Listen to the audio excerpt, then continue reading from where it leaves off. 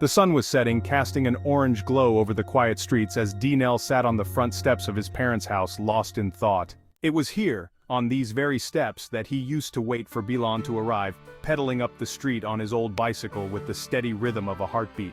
The memory felt so real he could almost hear the clicking of the bike chain, see Bilan's broad smile, and feel the anticipation of knowing something exciting was just around the corner.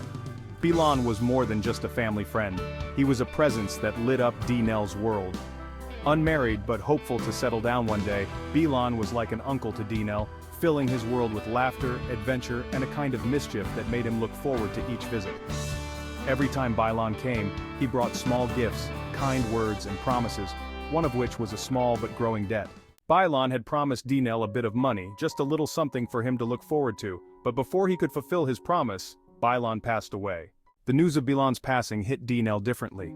He was young and didn't fully grasp the concept of death, but he did know the sting of a promise unkept. His emotions were a mix of confusion and anger, and that innocent, childlike desire to hold on to what was owed left him with a small knot in his heart. All he could think about was the money he was supposed to receive, a token that meant more to him than its value, a piece of the connection they had shared. Days turned into months, and the ache of missing Bilan never quite faded. Instead, it changed, evolving into something Dinel didn't expect. The anger softened, and in its place was a lingering feeling of regret. He realized that what he had wanted wasn't the money itself, but the memory, the warmth of knowing someone cared enough to promise him something special, something just for him.